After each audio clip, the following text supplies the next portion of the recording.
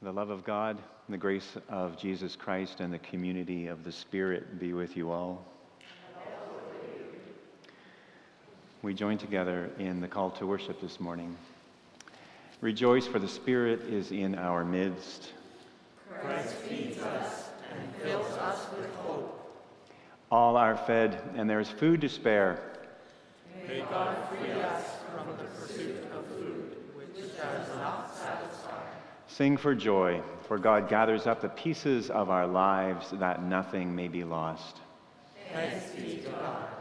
Our opening piece of music this morning, Arise, Your Light is Come, number 712 in the Book of Praise.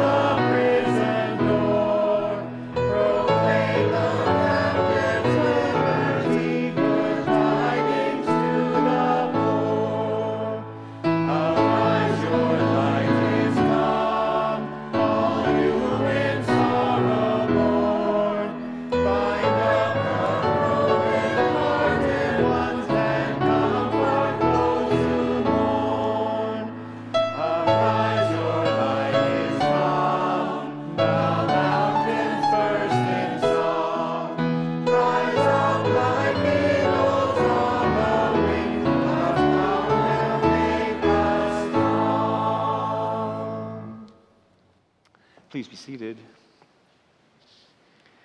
Good morning. Welcome to each of you. Welcome to all of you to the service of worship today. We've got a good crowd in person today. We've got some watching via live stream. Welcome to you live streaming. Welcome to those listening in on 98.5 CKWR radio. Your presence changes this experience of worship. Your presence makes this experience richer for all of us. And thank you for being a part of the Knox community today. We've got a great event happening today. There was a buzz in the hall before the service. This is Community Connection Sunday. The Global Partners team or committee of Knox every year puts this on, and we invite local partners, organizations, not-for-profits working for justice and peace in our community. We invite them to come and set up displays in the hall following the service today. We hope that you can check out, learn something new, be inspired, have a conversation with someone from one of these organizations, and learn what our partner groups are doing in the community to make life better for all people in Waterloo region and beyond.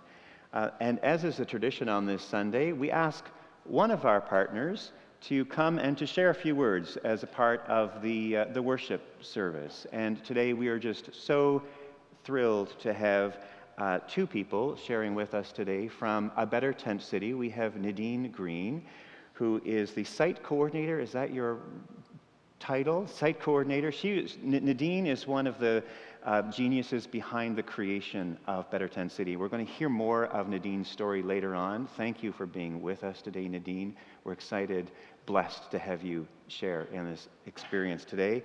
And with her is Laura Hamilton. Laura sits on the board of A Better Tent City. And when I was reading Nadine's online biography, I was struck by Laura's passion for justice in so many areas of life: economic justice, justice in our environment, food justice, and of course, homelessness. Thank you, Laura, for being here as well and for sharing with Nadine in the service of worship. We look forward to learning more and being inspired.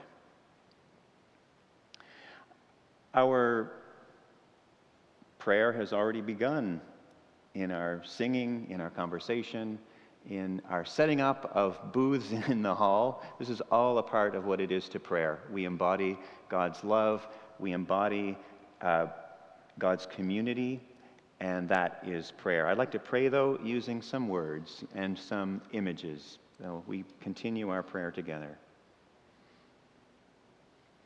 God of hopes and dreams, at times we feel empty and we long to be filled with important things, good things. At times we feel hungry and we need to be fed. At times we feel lost and afraid and we long just to be found by someone. Gather us in your love today, we pray.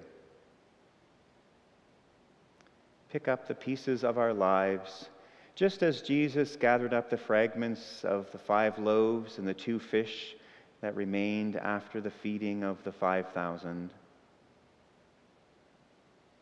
Call us anew to eat our fill, to find our nourishment in you and in the community of love, the bread of heaven. Sometimes, God, we feel like there's not enough to go around. We become fearful of sharing, fearful of losing our place in your community, fearful of losing our tenuous grip on what we think to be security, fearful of touching and knowing the pain of other people. And at times we become overwhelmed, God, by the problems in the world, by the hunger, the homelessness, the suffering of children near and far, overwhelmed by tales of senseless violence and inequity and death. We gather here today, God, clinging to meager lunches, when you invite us to share what we have. We are a part of your great community of love, O God. Bless what we share. Bless us. Bless us, we pray. We offer these prayers, both spoken and unspoken, in the spirit of the risen Christ, the one who taught the disciples to pray together, saying, Our Father in heaven, hallowed be your name. Your kingdom come. Your will be done on earth as it is in heaven. Give us today our daily bread, and forgive us our sins as we forgive those who sin against us. Save us from the time of trial, and deliver us from evil. For the kingdom, the power, and the glory are yours, now and forever. Amen. So I've got some good news for you today. God's not done with you yet. God's not done with the church yet. The Spirit of God is still moving in our midst. The Spirit of God is active in your heart, whether or not you're aware of it. God is active in this crazy organization we call the church. God is active in the world that is hurting, yet God's love is there too. And we rest in this hope. We trust in God's activity. God is with us, with all of us, calling us to embody a new kind of love, a new kind of living, a new kind of being in community. Not just church community, but community with the whole world. This is a gift, this is a challenge, but this is a gift. Peace be with you. Let's take a moment just from where we're seated or standing and turn to those around you and exchange words of peace with one another.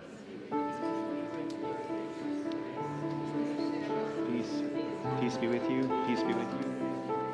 Peace be with you listening in on radio. Peace be with those who are live streaming. Peace be with you.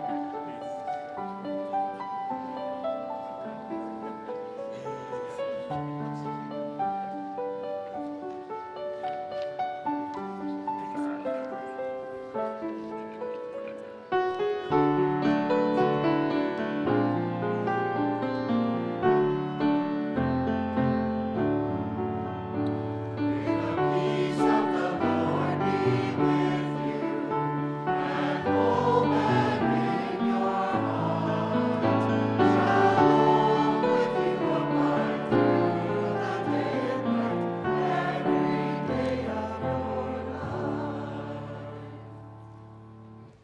of the young at heart brave enough to come and join me at the front? Hey, come on up.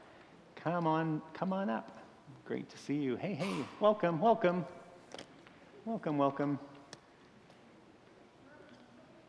We've got some folks who are very brave. Thank you. It takes courage to come on up and hang out in the front like this. Thank you. So, at the first part, and during my prayer, if you're listening to my prayer, I made reference to a story in the Bible about one day when Jesus was preaching. He was teaching, and he was outside, and maybe it was a big field or a big hill. We're at a big park, and there were thousands of people who were there listening to Jesus tell his stories, and they wanted to learn from him. And they were there for a long, long, long time. You thought my sermons were long? They were there all day. And of course, what happens when you're away from home all day and it gets around, I don't know, supper time? How do you feel? Feel a little hungry? That's what happens to me. So the disciples said to Jesus, Jesus, it's getting kind of late here. Like, have you noticed the clock? It's time for these people to go home because we're getting hungry too. And Jesus said, why should they go home? They don't need to go home. This is a great community. We're forming a community here. All people, all of us together. Isn't this great? And they said, yeah, but look, Jesus, where are we going to eat? Like, there's no McDonald's and there's no Wendy's. There's no kegs. Like, there's no place to go and get food. There's no corner stores. What are we going to do? And Jesus said, well, I think that if we're a really loving community, then maybe we can nourish one another. Maybe God can nourish us all. And in one of the versions of this story, a little boy, maybe your age. You're not a little boy, you're a big boy. But maybe someone your age, Grace, came up and said to Jesus, people are hungry here. I got a little bit of food here. And this little boy gave to Jesus some bread and some fish.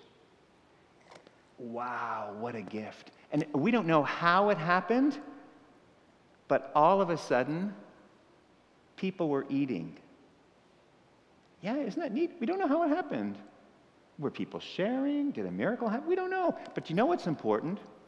How it happened is not important. The important part of this story is that people were fed right where they were. They didn't have to go to Wendy's. They didn't have to go home. They didn't have to leave the community. People found nourishment from being together. And everyone was fed. I just love that story. That story is told several different ways in the Bible. When you look at Matthew, Mark, Luke, and John, it's told different ways in the Gospels. And they're all really, really cool stories. Is there something you want to share?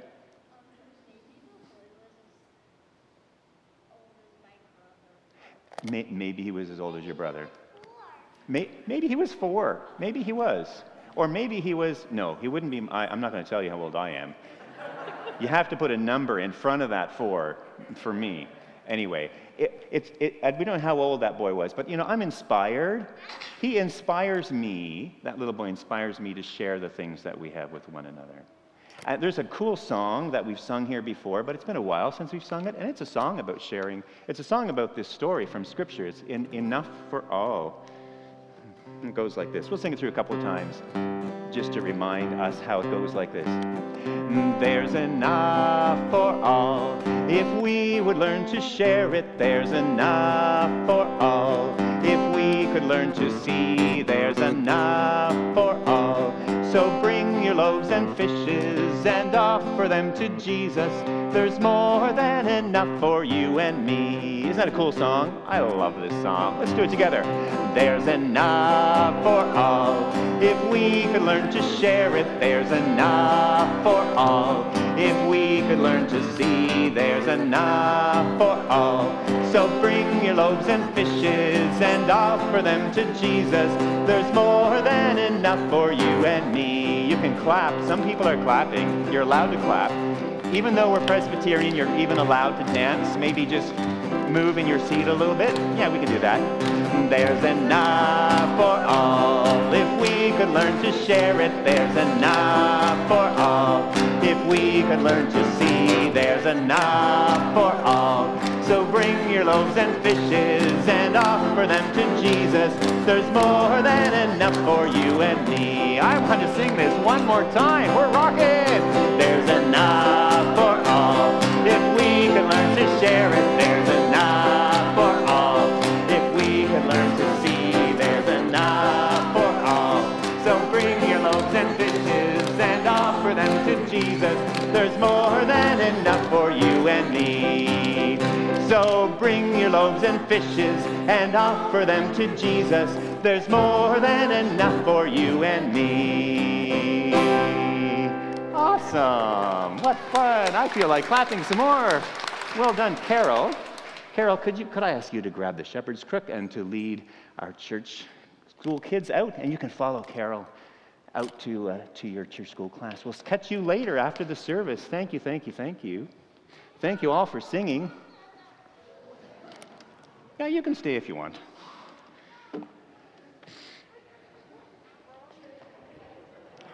Or you can go. Yep. I feel like that sometimes too. I just want to run.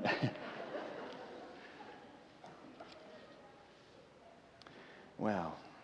Well, that was fun. Thank you. What a joy. What a joy. Isn't church community, isn't faith community enjoyable sometimes? It's hard work sometimes. It is hard work to be in community with one another, because you got to love the people even when you don't like them. Yeah, liking and loving are two different things, and we can love in an agape kind of way the people that we have trouble getting along with. And that's where Christian community can be a model for the broader neighborhood. You know, we might not like everyone in this room, but we love each other. We have to love each other. I'd like to read for you a story from the Gospel according to Luke. This is Luke's version of the story that I was referring to with the children just a few moments ago. The day was drawing to a close, and the 12 disciples came to Jesus and said, "Send the crowd away so that they may go into the surrounding villages and countryside to lodge and to get provisions to eat, for we are here in a deserted place." But Jesus said to them, "You give them something to eat." And they said, "We have no more than 5 loaves and 2 fish, unless we are to go and buy food for all these people." For there were about 5,000 there. And Jesus said to the disciples, "Make them sit down in groups of about 50. They did so. All the people sat down. And taking the 5 loaves and the 2 fish, he looked up to heaven and blessed, said grace, and broke them, and gave them to the disciples to set before the crowd. And all ate and were filled. What was left over was gathered up, 12 baskets of broken pieces. This is the witness of the early church. Thanks be to God.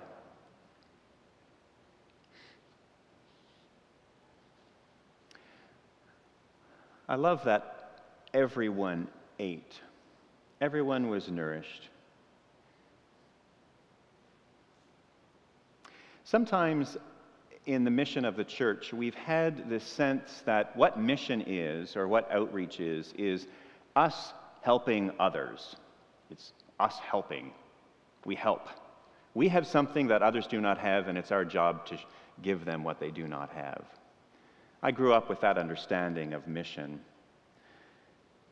The understanding, though, of mission these days is it's evolving, it's changing, and I think this is a good thing. I think that sometimes if we think that we have what others don't, therefore we need to share, there's privilege connected with that. We need to be mindful of that sense of privilege when we're operating out of a place of privilege. This story reminds me that mission is not always about us doing for another or us giving to another. The first place it starts is being in community with others. We start with community. We don't start with one's privilege and another's need. We start in a spirit of togetherness. We are in community with one another. How can we be in community with the people we would walk to the other side of the street to avoid? How can we be in community with someone like that? We're called to be in community. From community, there comes then, as our story described, a kind of sharing. The sharing happens. People give bread and fish. People are nourished. It happens after community is formed. I think that we're called to be in the community shaping business, community formation business. Business is the wrong word, but you know what I'm saying. That crowd that stood before Jesus that day, that crowd was filled with people who were rich and people who were poor. It was filled with people who considered themselves straight and people who considered themselves gay or somewhere in between. It was filled with people who were high on the social ladder and those who were low on the social ladder. It was filled with people who had education and no education. What's beautiful is that all of these people were together. Just a beautiful image of what community can be. Everyone's fed. Everyone's fed.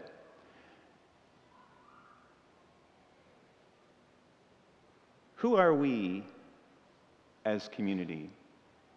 And how can we be in greater community with those in our neighborhoods we would have a hard time being in community with? I'm inspired by people like Nadine and Laura, who are bringing communities together. They're shaping communities and helping one community to touch another community so that the overall community becomes a larger, more beautiful, more organic thing. Who are we as a community of faith, and how can we be in community with others? I just want you to hold that as we hear Nadine's and Laura's story this morning. Please come on up. And we're just so grateful for your presence and for the stories that you'll share with us today. Thank you.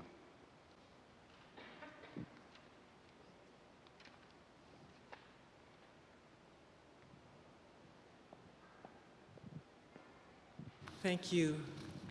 You nailed our community and the community that we've been working to create at A Better Tent City. As you said, my name's Laura Hamilton, and I'm on the board and helped to establish A Better Tent City. And I'm honored to be here today, and I'm equally honored to call Nadine my friend. I would like to introduce you to Nadine Green, who will tell you her story. And it's really our origin story for creation story for A Better Tent City. And we'll start there. Do you have I have this? Do I have to do this? Uh-oh.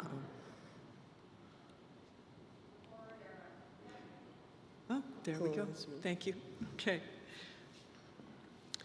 Hello, I'm so honored to be here. I'd like to tell you my story. I had a convenience store downtown Kitchener. I opened my store in 2012, and one night, I was open till 4 a.m. late. And one night, as I was in my store, this guy came in, his name was Ted. I know I can use his name. And Teddy walked in, and for some reason, I could sense that he was hungry. And I went up to him. As soon as he walked in, I said, "Hello, what's your name?" He said, "My name is Ted."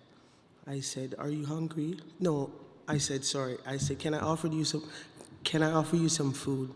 He said, "Yes, I was just gonna go in the dumpster." I said, the dumpster, why? He said, I do dumpster diving for food. I said, no, you're not going to do that. So I went to the fridge, I got him some food, and he sat down and ate. After, he said, thank you so much. After he left, I thought of an idea, and I set up a free side. Like the next day I went and I got some apples, donuts, and I put it on the side. And whenever people who were experiencing homelessness came in, I put, please take, so they didn't have to ask for anything. And I went a little bit further from that, and I created a bread side where I had bread from the soup kitchen, bread, peanut butter jam, and people would come in, they could make toast, peanut butter and jam toast, and word spread, and people started coming in for food. And when they came in, like I remember one day, a paying customer came, and the customer was shopping, and somebody came and got some apples and donuts, and he's pointing. The person came in, took the apples and donut, and they walked out. And the paying customer said, he's taken. I said, oh, that's the free side. And as I was saying that, another person from the street came in. They went over to the bread side, and they started cutting the bread, making the toast. I had a toaster there. And the same customer, and he made the toast and walked out because they knew that they didn't have to ask. And he's like, they're taking, he's walking out. I said, that's the bread side. And as he did that, another customer came in, and I had a tab side where people who experience homelessness, they could get a tab, and then they would pay at the end of the month. So another customer came in, another person from the street came in, and they grabbed some stuff, and they're like, Nadine, can you put this on my tab? I said, sure. I grabbed the book, opened the book, put his name down, and the customer's like this, what is going on in this store? I said, oh, he's just got a tab. And after that customer left, he came back another day, he brought food, he brought money, and then he started telling other people about the store. People would come in and watch how I did things. They would just come in and observe people taking the donuts, apples, bread, and everything. And just to know that people were going in dumpster was so painful, and this is how God works. And throughout my store, I got evicted eventually because I was housing a lot of people who were experiencing homelessness. And that's when I met Ron Doyle, who offered me a job to work at a Better Tent City. Okay, thanks. Nadine missed an important part, which was after she was evicted, Nadine started going out every night and finding the people who were sleeping in her store. And she called that going mobile. I think you actually addressed God when you came up with that name. Yes, because after I got evicted from my store and I couldn't get my stuff, I said, Lord, I'm going mobile. So I thought of that where the people who were experiencing homelessness didn't have any food, so I would make food and bring it out to them. And that's where Going Mobile came about. And that's where my path first crossed with Nadine. Actually, our paths didn't cross. That was part of the fun of our relationship. We spoke on the phone every week, and I was doing Food Not Bombs at the time, and we were making extra food for Nadine to take out with her at night.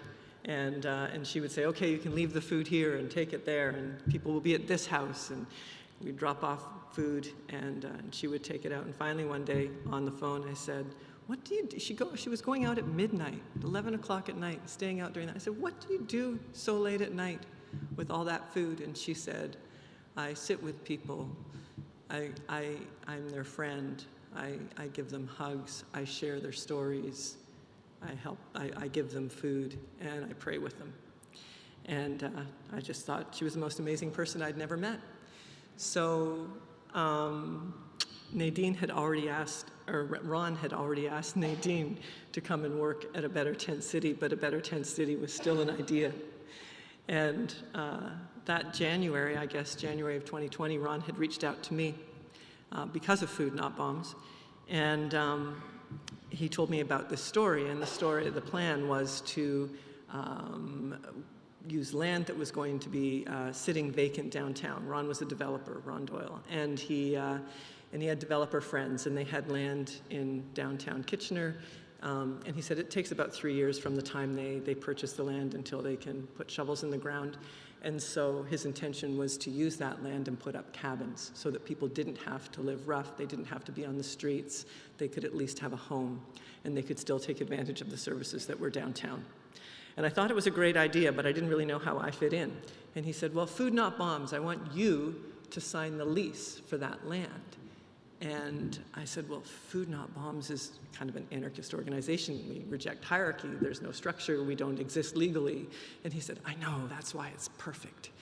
So that gives you some insight into Ron's thinking and kind of why I fell in love with him too, because I thought, what a great idea, but there's not a chance I'm signing that lease.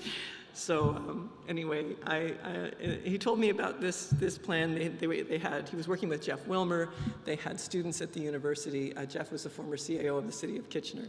They had students at the university, fourth-year planning students, looking into this idea, and that was the genesis of the name. They sort of explained it all, and the students said, so it's kind of like a better tent city, and the name stuck. So this was all before the onset of the lockdown and the pandemic, and I got involved with something called the Unsheltered campaign. I'm also on the board of the Social Development Center, and that was one of the campaigns that was started through the Civic Hub. And the beginning of the pandemic was so incredibly difficult for people living rough. And so the Unsheltered campaign was very busy making sandwiches, taking them to the bus terminal, bringing water to people at the beginning of the lockdown. And so that Easter weekend, I called Ron back and said, remember me, if you're ever going to do this plan, let's do it now. So the Social Development Center pulled together all of the people we thought needed to be there. There were people from the city, there were service providers, there were unsheltered folk. Nadine was there, and we had this very unusual meeting in the heart of Lot 42, this event space that could comfortably seat 2,000 people. And we sat in the middle of it in a big circle with masks on and tried to come up with a plan. The meeting ended with Ron inviting everyone who was unsheltered and at that meeting to move in, to spend the night there. No one else stepped up to the plate. And that's how he sent Nadine out that night to bring in the folks who she'd been serving on through Going Mobile. And then with me, at the closing of my business, I met Ron a few times, and he asked if I would take the job to work at a better tent city. He said, just be ready for the call. And he called, and that's when Laura was there. He said, be there at this time. When I got there, I couldn't find the place, but then I found it eventually, because I've never been to Lot 42. And I went in, Laura was there, and he said, are you ready? I said, yes. He gave me the keys to a better tent city, which was April 15, 2020. And I moved in on that day, and I'm still living at a better tent city. Now, almost 3 years. Yeah. So that first night, Nadine went out and started gathering people.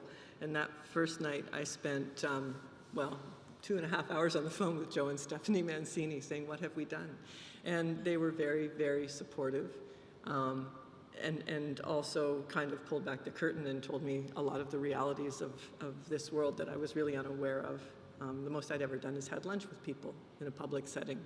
And so it was an eye-opener, but they were steadfast and behind us in this work, and you were on board collecting people. And by the end of the week, I think we had 30 people living at a better tent city.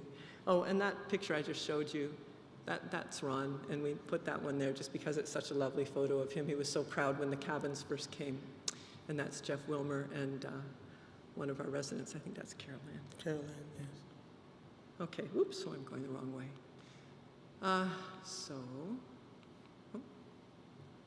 This was the early days. I think your tent was behind that tent, right? Yeah, because I lived in a tent first for 5 months. I lived in a tent, just so that I could be the same as the other people there. Yeah, and my tent was just beyond there. So you'll see the tent in the corner. So yeah, we didn't have cabins right away. We were a better tent city. We were absolutely illegal.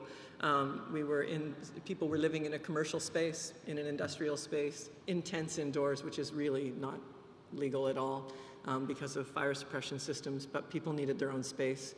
And so for the first 2 weeks, we were absolutely quiet. We didn't tell anyone except my neighbors, and we put sort of something out in the neighborhood Facebook group, and not unlike the loaves and fishes, my porch was full of food every day, and we got toasters, and we had bread and peanut butter set up the first night, and it just grew from there.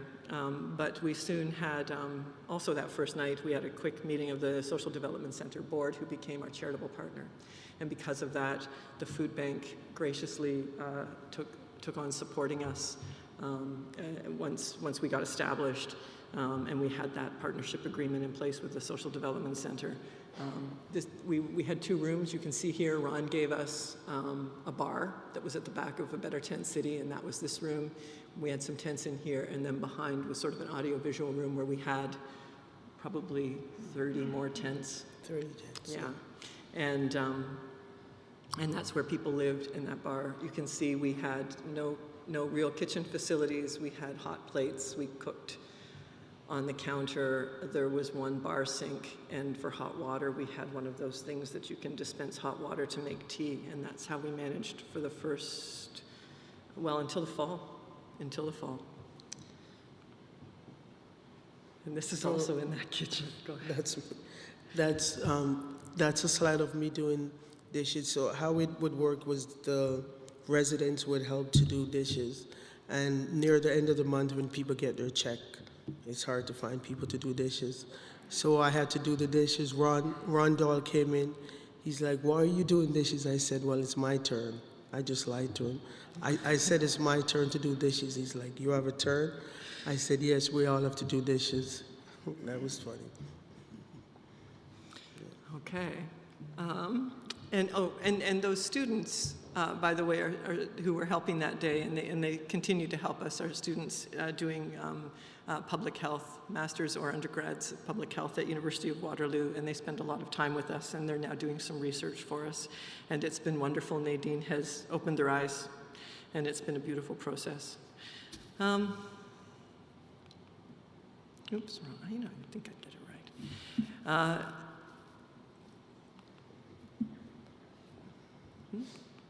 There we go. So by the fall, the Community Kitchen Cooperative was also a partner, and through them we could write grants, and we got some kitchen equipment. And this is one of the folks who's on our board at the Kitchen Co-op, Ann Coughlin, and one of our residents.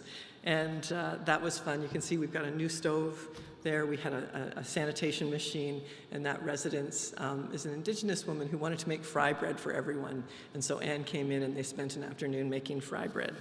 And now I can say again, a Better Tent City, it just keeps getting better. Another friend who works as an outreach worker with KW Urban Native Wigwam Project is coming out every other week now to do brunch with us and to spend time with folks and to start to make those kind of authentic relationships that outreach workers need to make.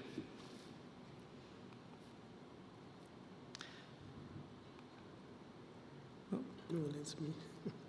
How do I make it go? I guess I have to go up. You can see that there we didn't have nothing. Yes, there you go. This is you.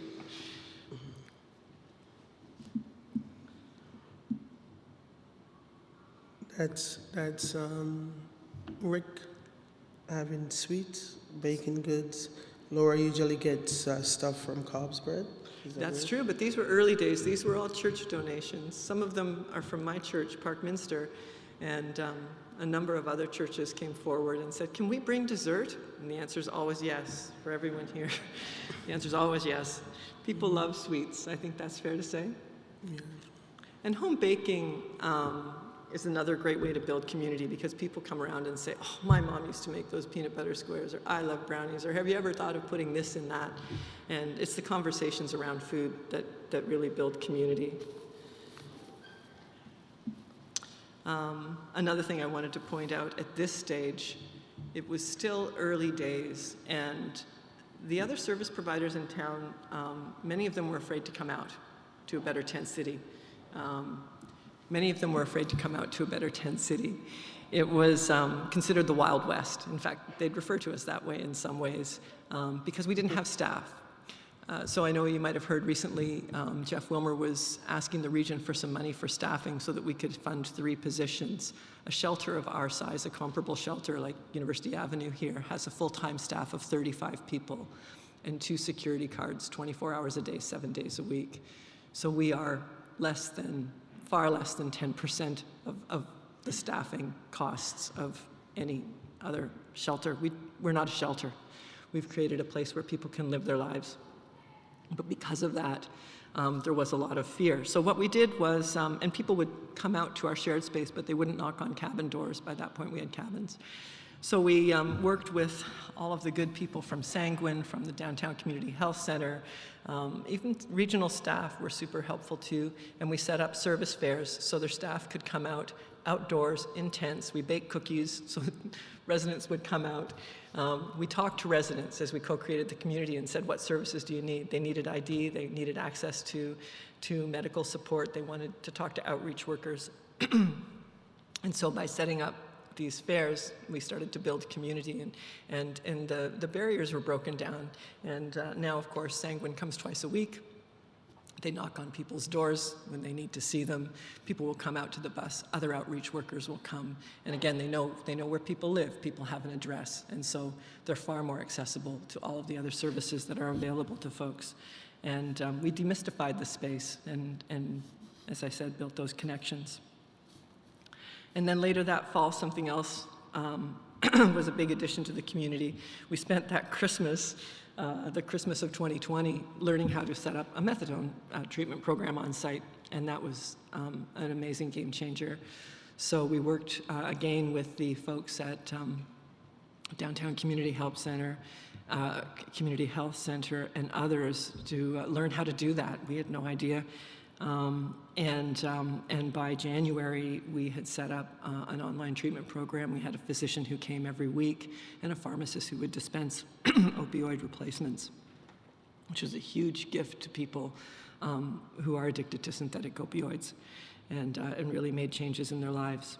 And that's when I want to tell you another beautiful story about the food bank. They would call every couple of weeks and say, are you getting the right food? Is it working? What can we do to help? They're wonderful people. And about that time, I said, well, we're starting something new. We're calling it internally methadone brunch. But the pharmacist would come every day, and he'd come about 9 o'clock, and one of our residents' job was to knock on everybody's doors who needed to be there to meet with him. But they weren't going to do it 7 days a week, so I said, that's cool. I'll do it on weekends, and I'll make brunch. And that's how that started. Anyway, sharing that story with the food bank on our weekly delivery that week, they gave me this sack like this of pancake mix and a big crate of eggs. And so began weekend brunches, which we're still doing every weekend, even though now folks use Nadine's car. And they go on runs every afternoon. There's 3 trips of people who go into a clinic, and they're all driven there by guests, or not guests, by residents with whom Nadine trusts her car, and they manage that whole process themselves. Let's see, where are we now? Oh, I went the wrong way. I'll just put it out there. I'm dyslexic. I get left and right mixed up all the time. It's terrible. This was our first move. So on our first move, people were nervous because people were coming and saying, oh, Nadine, I'm hearing that we don't have anywhere to go, because we didn't tell them where we were going until that day, because we didn't want people to just show up at the new site. So when people got, is that the one in Battler Road? This one's Battler. Yeah. So when people got to Battler Road, I got a call from Jeff, said, Nadine, you need to go to Battler. The residents are unsettled, and the people that were helping didn't know how to control them. And when I say control, I don't mean controlling. So I got there, and people were hiding in the corner.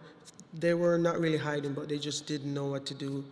And I just got there and I said, my family, I'm home.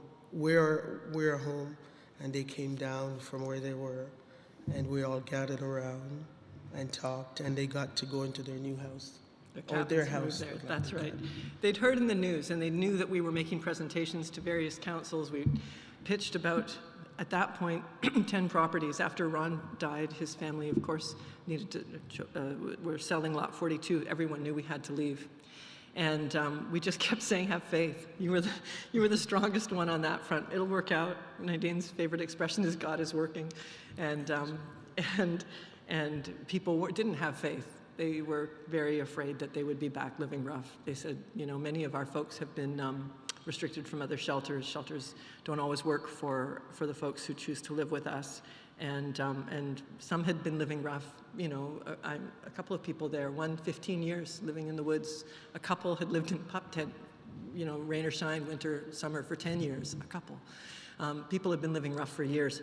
And they didn't want to go back to that now. They loved what they had, and they were very afraid. And so when moving day came, I really don't believe they believed that we were moving. There were still a lot of people that were afraid. So we moved to Battler Road. It was very strategic by the city. It was a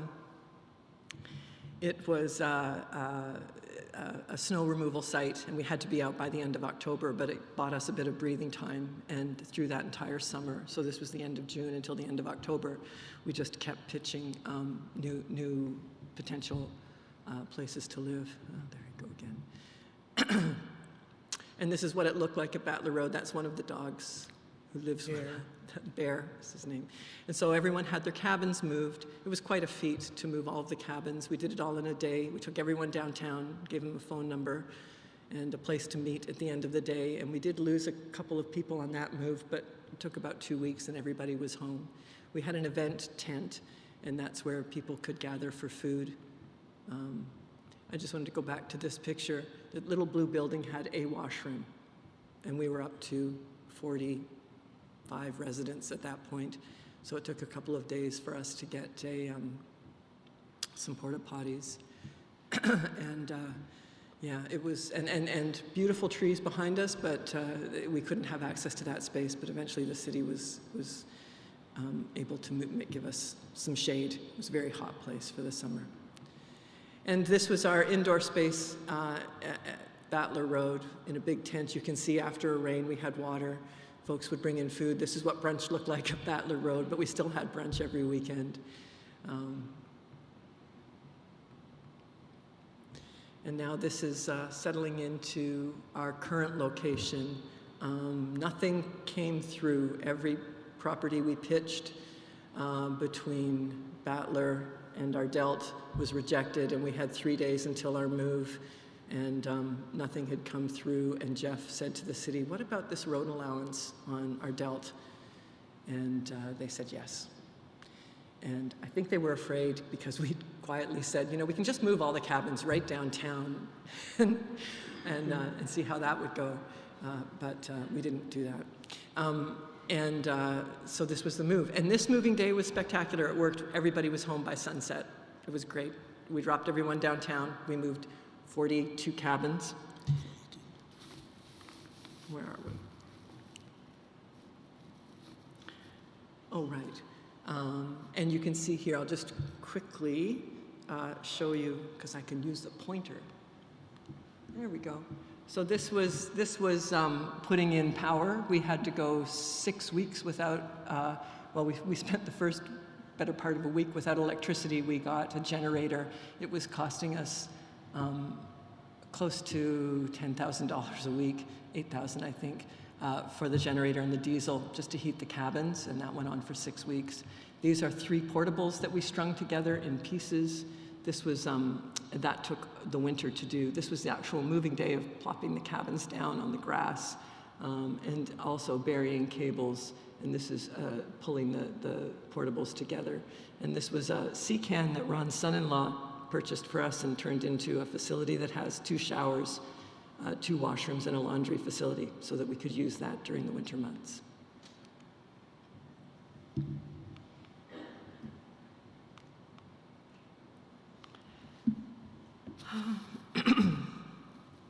Very quickly, what we have right now are 42 8x10 cabins. Oh, sorry. 42 8x10 cabins. it's easier for me to read on this one. We have 50 residents. When we say roughly, we have 50 residents who live at a Better Tent City, and they give us their shelter allowance to be there. They are our residents. It is their home. Sadly, with the onset of winter, there's so many people who live rough in the woods near us that come in for food and come in to get warm and come in to do their laundry. On any given day, there can be up to 40 visitors in our space as well.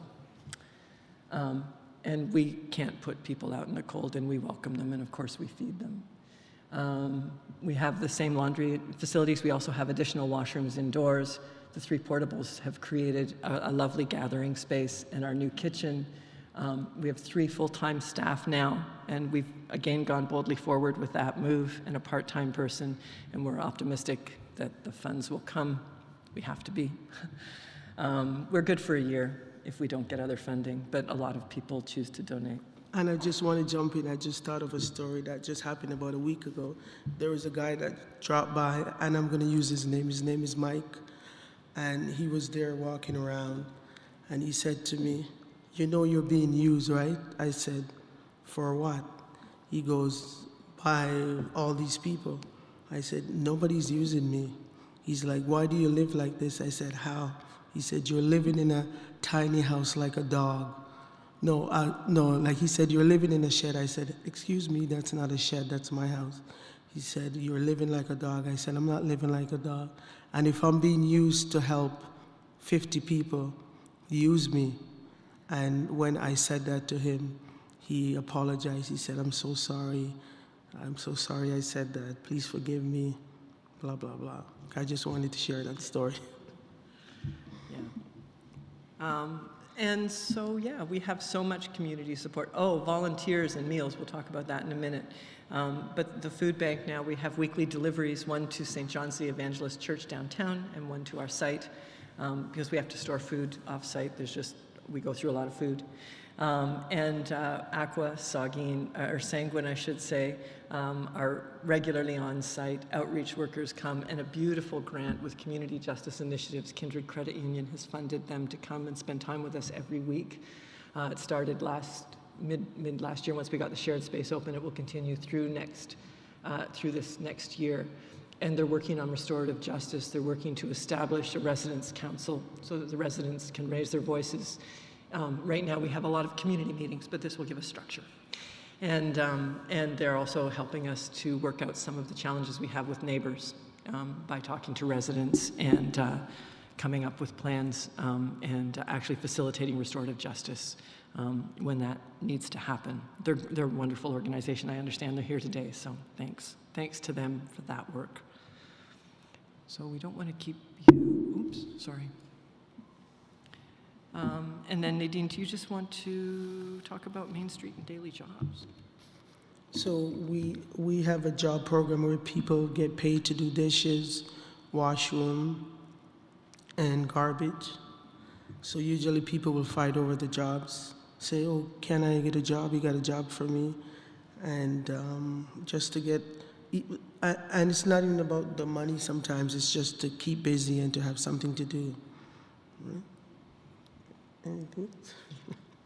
And this is our kitchen now. And you can see we still do a lot of brunch. It's full of volunteers from the community. In the bottom picture, that's Marilyn and Mac. They've been with us since the very, very beginning.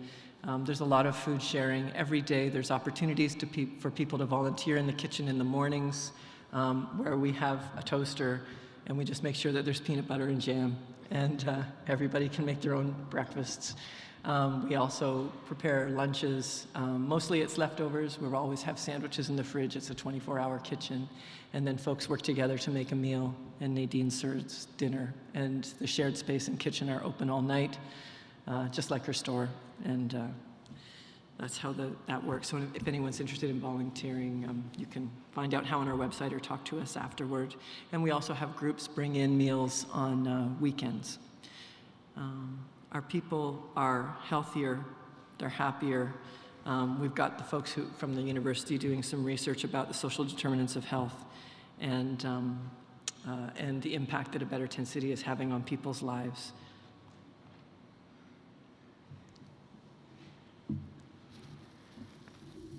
Oops. You said not to move this. So this is Family Life in a Better City. So, is it that one? No, it's the family life. Family Life. So now that the people are settled in and they have a home, their families who never used to talk to them before because they were on the street, people couldn't find them, and now their families come and visit, seek out for them. People message me on Facebook and say, I think a family member of mine is there. Can I come and visit? Which I usually say yes, and they'll come and visit their family and spend time with them. It's one of the most beautiful things, and sometimes it just happens spontaneously at a Better Tent City, and it's amazing to watch. And that's it. I guess this speaks to some of the challenges that remain, but we're confident that we can address all of these.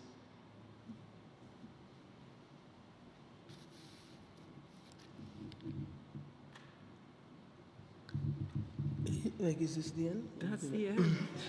Oh, wait, sorry. I just want to say, all of this happened because one guy came and said he was getting food from the dumpster. Thank you, Teddy, for mentioning about the dumpster and to know that we can stop people from having to dumpster dive for food because we have enough food to feed everyone. Thank you. Thank you.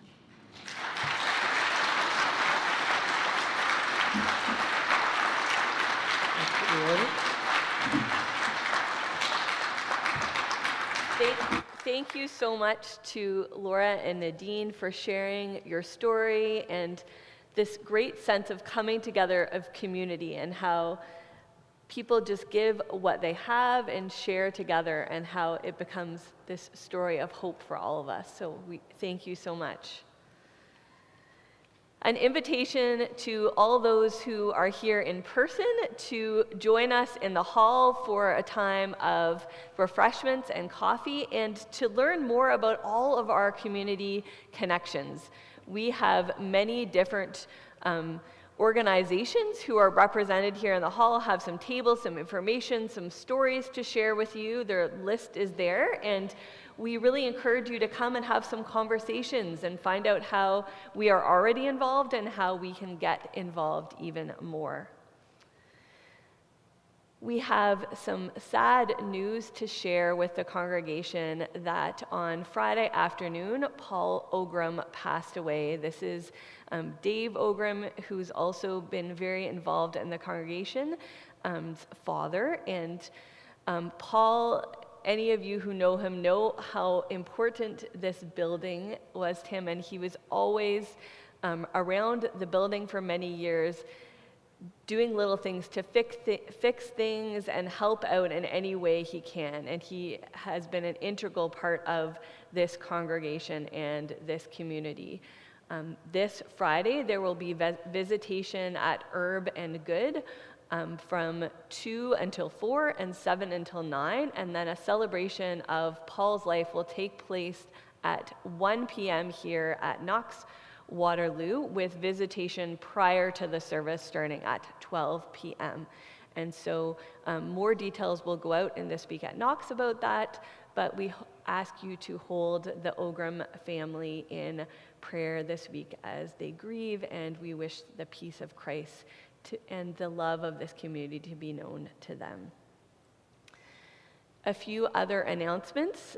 We invite you to join us for Wednesday at Knox this Wednesday, and the topic will be Crow Shield Lodge. And next Sunday night, this is the 29th, from 7 till 9, we'll be having our monthly young adult gathering, and the topic this month is about the cross and understanding where God is in relation to the cross. And so this is a wall in our house of a bunch of crosses that I have, and we're inviting anyone who wants to join to bring a special cross of their own or a picture of it, and we're going to talk just about the challenging image of the cross and have some theological conversation and watch a video by Nadia Boltweber about the cross. And then an upcoming youth event for Grand River Rocks. At Grand River Rocks, a guided climb on Saturday, February the 4th from 2 until 3:30. And there's more information. You can reach out to Carol, and you have to register a week in advance for that.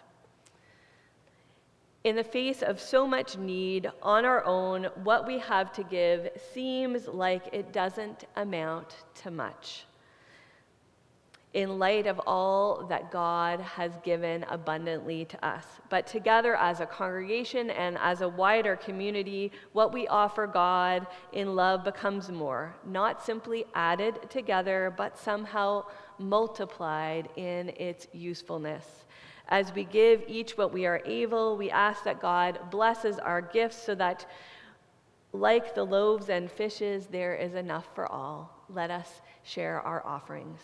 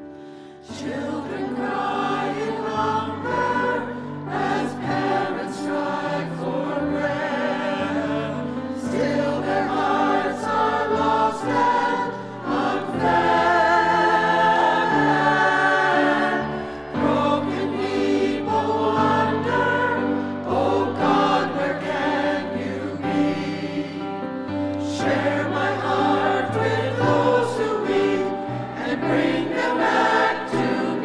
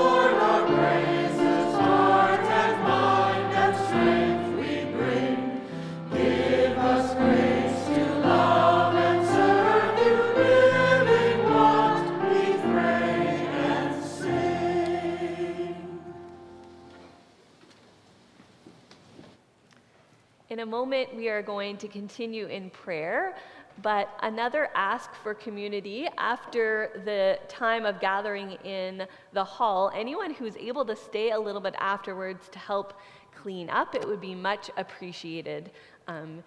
There will be Kendra and some other people helping to clean up, and we'd love an extra set of hands. Let us continue in prayer as community. God of enough, we are thankful this day for the gathering of community, for the reminder that your body, your family, extends far beyond these walls. We are grateful for all of the community connections represented here today, for the community organizations that work together to extend your love, to feed those who are hungry, to provide shelter and community, to share in hope and partnership. We are part of an ecosystem of community-based partners who serve our neighbors together. Our community is our strength, O God. Individually, we each face new and daunting challenges. Remind us that together, as a community, we can meet those challenges with the knowledge and skills that will lead to positive change for our nonprofit service agencies and the neighbors they service to elevate quality of life for all. May your kingdom be visible in our community. May your love overflow through our love. May make us people unafraid to speak truth, to confront injustice, to show compassion. Draw us near to you and make us ever more in your likeness, that all the world may know your healing love. Your goodness flows abundantly in the life of the world, loving God, and you provide enough not only to sustain life, but to make living a delight. And all God's people say in gratitude, Amen. Let us join together in our closing hymn, number 722, Lord, whose love.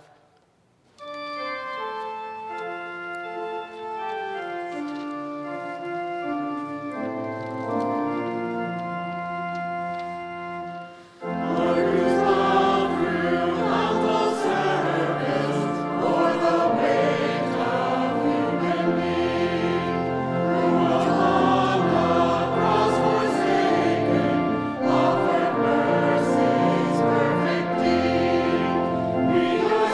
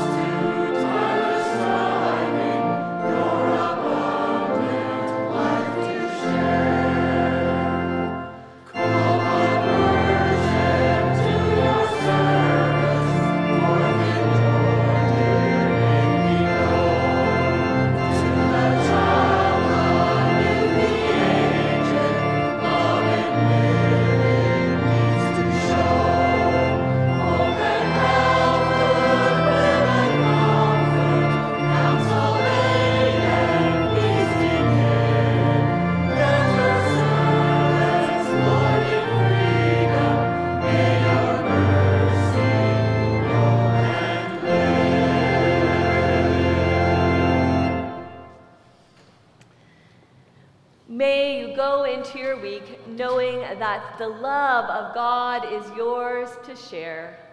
The peace of Christ is yours to extend. The power of the Holy Spirit is yours to offer and to receive. And may you live trusting that in God there is enough for all. Amen.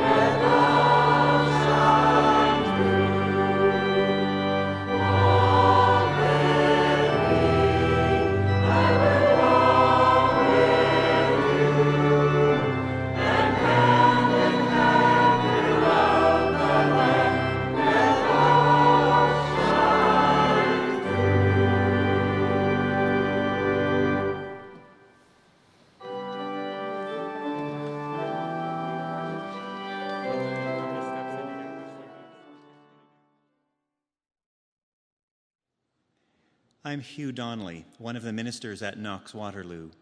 Thank you for being a part of the worshiping community today.